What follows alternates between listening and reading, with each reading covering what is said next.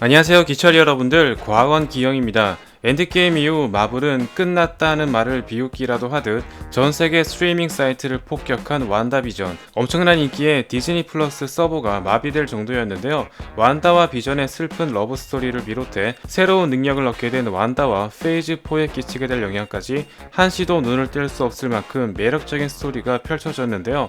이번 시간에서는 완다비전에 등장한 인물 중 어떤 인물이 가장 강력한지, 그리고 페이즈 4에 어떤 영향을 끼치게 될 것인지 한번 알아보도록 하겠습니다.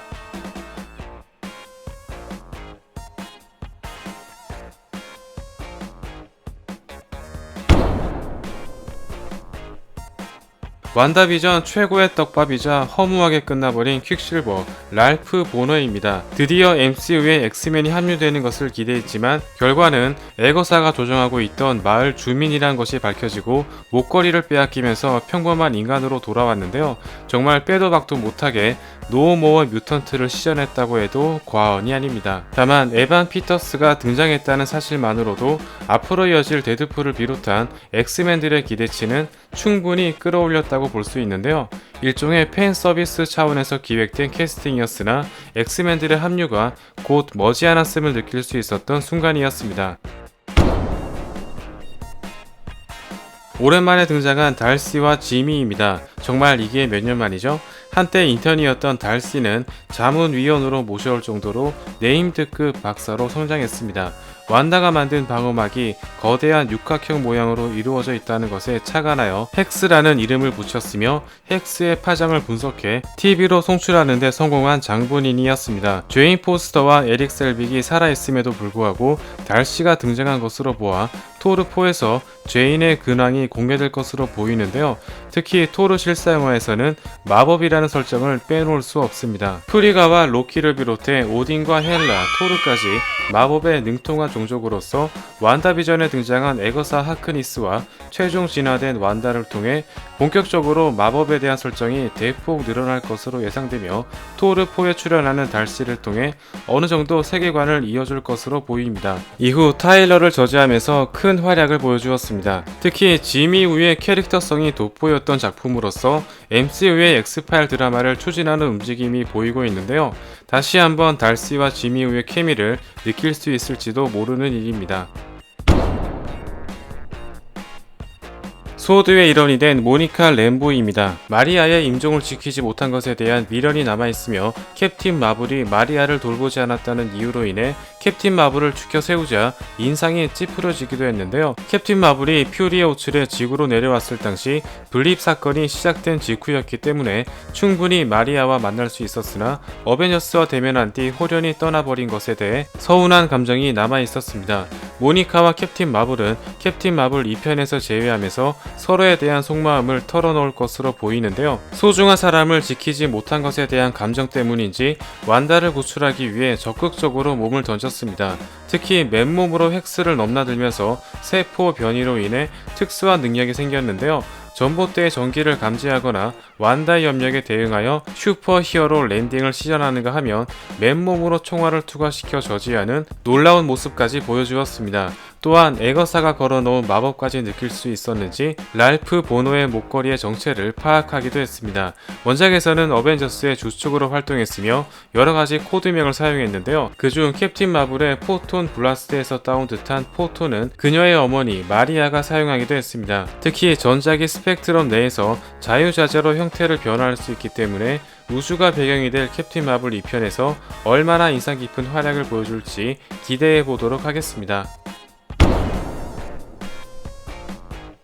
완다의 귀여운 쌍둥이 자식 빌리와 토미입니다. 아직 어린아이들이기 때문에 크게 전투에 참여하진 않았지만 빠른 스피드로 달리면서 무기를 제거하거나 멀리 떨어진 대상을 감지하고 어느 정도 그들의 생각을 읽을 수 있으며 초음속으로 달리는 토미와 총알을 가볍게 막아내면서 완다의 말처럼 상당한 수준을 보여주었습니다. 특히 빌리는 에거사에게 조종당하고 있던 피에트로와 에거사의 존재를 어느 정도 눈치챌 정도로 엄마의 능력을 고스란히 물려받게 되었습니다. 원작에서 빌리는 위칸으로 활동하면서 데미어지급으로 각성해 생명을 창조하거나 아예 컷 편집을 할 정도로 작가의 영역까지 넘나들었는데요. 특히 아메리카 차베스가 태어나 세계를 창조했으며 이러한 사기적인 능력으로 인해 차기 소서러 슈프림에 지목될 정도였습니다. 특히 스크롤과 크리 종족의 혼혈 왕자 헐클링과 연인 관계로 발전하게 될 운명으로서 완다비전에 등장했던 모니카 램보가 캡틴 마블 2편에 출연이 확정됨에 따라 시크릿 인베이전과 캡틴 마블 2편의 스토리에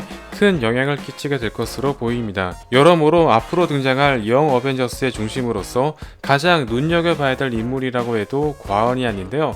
완다비전 마지막 쿠키 영상에서 이들의 목소리가 들리면서 재등장이 확정되었으며 과연 완다와 스트레인지 사이에서 어떤 갈등을 낳을지 기대되지 않을 수 없습니다. 완다비전에서 또 한 번 죽음을 맞이한 비전입니다. 완다에 의해 헥스 공간에서 재탄생되었으나 결국 현실을 인지한 완다가 헥스를 제거하면서 슬픈 이별을 맞이했는데요. 이때 비전이 눈물을 흘리는 장면은 가장 가슴 아픈 순간이라고 해도 과언이 아닙니다.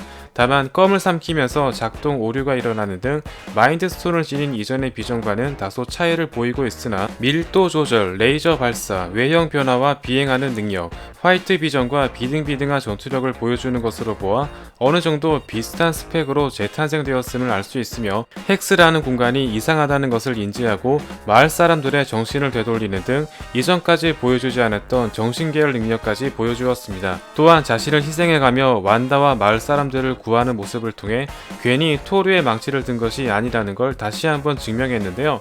특히 타일러가 재가동시킨 화이트 비전에 주목할 필요가 있습니다. 마인드스톤 대신 다른 아티팩트가 꼽혀 있었으며 재탄생된 비전에 의해 완다와 어벤져스의 기억이 모두 살아났지만 완다와 함께 나누었던 감정까지 살아난지에 대해서는 명확하지 않은데요. 사망하기 전 슈리가 분석한 데이터를 찾기 위해 와칸다를 방문할 가능성도 있으며 유일하게 토니의 장례식에 참석하지 않았던 인물로서 원작에서처럼 아이언 레드, 정복자 캉이 탄생되는 영향을 끼칠 가능성도 배제할 수 없습니다. 결과적으로 엔드게임과 완다비전에서 두 번이나 완다를 각성시킨 인물이었으며 다시 재가동된 만큼 앞으로 완다를 비롯해 어벤져스에게 어떤 영향을 미칠지 지켜보도록 하겠습니다. 완다비전의 흑막 중 하나였던 에거사 하크니스입니다. 아그네스란 이름으로 완다의 주변을 어슬렁거리면서 완다가 창조한 헥스의 비밀을 파헤치게 되는데요.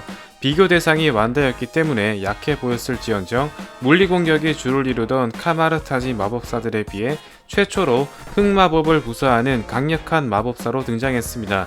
특히 룬 문양이 새겨진 장소에서는 완다조차 힘을 쓰지 못할 정도였으며 상대방의 에너지 공격을 통해 역으로 생명을 갉아먹는 듯한 능력까지 지니고 있습니다. 이 때문에 자신을 공격하던 마녀들은 시체처럼 늙어 죽었으며 완다 역시 염력이 파생되는 손부터 얼굴까지 서서히 세월을 정통으로 만든 모습을 보여주었는데요.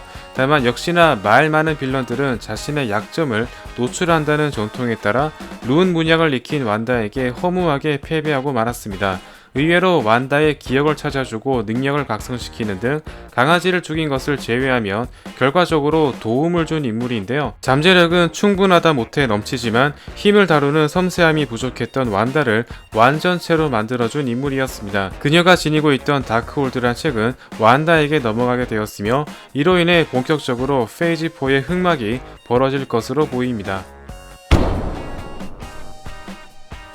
완다비전의 주인공이자 또 한 번 비극적인 시련을 맞이한 완다입니다. 비전의 시체조차 돌려받지 못한 슬픔으로 인해 마을 전체를 헥스로 에워싸게 되는데요. 연인에 대한 사무친 그리움으로 인해 비전까지 창조하면서 현실 조작, 정신 조작, 물질 생성을 한 번에 시전하는 희대의 사기 능력을 구현하게 됩니다.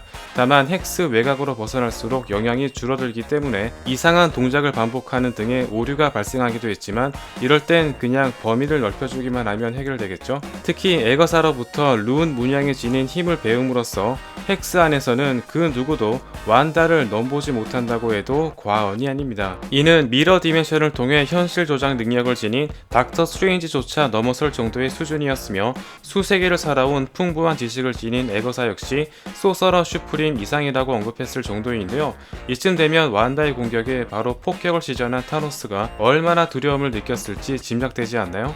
또한 마인드스톤 실험 당시 완다의 내면에 내재된 이미지 형상 스칼렛 위치가 나타나면서 그녀의 미래를 암시했는데요. 여기서 주목할 점은 뮤턴트 판권이 MCU로 돌아오면서 하이드라가 소코비아에서 실험을 진행한 것은 당시 특별한 유전자를 지닌 인간들을 연구하기 위함이었다는 설정이 추가되었습니다. 결과적으로 잠재력이 있던 완다와 피에트로는 마인드스톤에 의해 능력이 깨어나게 되었으며 비전을 통해 지속적으로 스톤과 접촉했던 것 때문인지 완다는 스톤의 일부를 자신의 내면에 지니게 되는데요. 인피니티 스톤이 감마선을 포함한 방사능을 방출한다는 점을 볼 때 헥스를 통해 인체의 세포까지 변화시키는 설정까지 부여된 것으로 보입니다. 특히 완다가 공부하고 있던 다크홀드에는 마블 세계관의 모든 흑마법 주문과 다른 차원의 힘을 이용하는 방법 등이 담겨져 있으며 MCU에서는 다크 디멘션에서 만들어진 것으로 추정되고 있는데요. 캐실리우스처럼 책을 읽는 것만으로 서서히 타락하는 특징이 있습니다.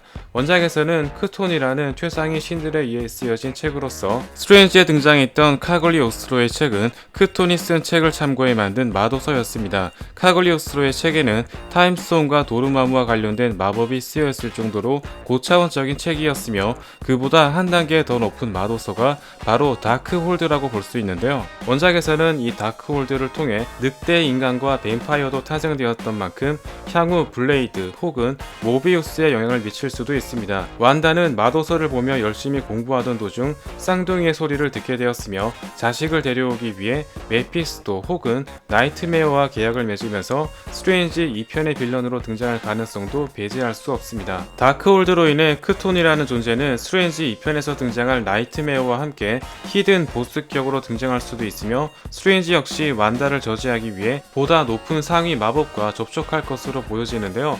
MCU 역사상 둘도 없는 신급 능력을 지닌 두 명의 마법사가 대립하면서 본격적으로 혼돈의 카오스가 펼쳐지게 될 멀티버스가 열리게 될 것으로 보입니다. 완다 비전의 모든 흑막 타일러 헤이워드입니다. 비전의 시체를 압수하고 분해하면서 완다를 극딜하여 헥스를 방출하게 된 원인을 제공했으며 그 결과 에거사의 표적이 되면서 스칼렛 위치로 최종 진화하게 된 모든 사건의 원흉이었습니다. 또한 드론에 무기를 달아 보내거나 쌍둥이 형제에게 총을 쏠 정도로 아주 막장스러운 인간인데요. 심지어 화이트 비전의 코드명은 백내장이었습니다. 어떻게 보면 인피니티 워에서 사망한 뒤 5년 동안 아무도 살리지 못했으며 엔드게임에서는 언급조차 없던 히어로를 재가동시키면서 의외의 성과를 이룬 인물이라고 볼 수 있는데요.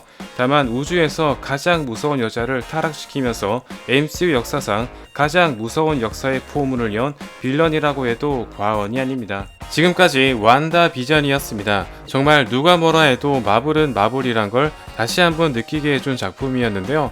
과연 완다가 겪게 될 비극의 끝은 어디까지인지, 빌리와 토미, 화이트 비전의 행방은 어떻게 될 것인지 정말 스트레인지 2편이 기대된다고 해도 과언이 아닙니다.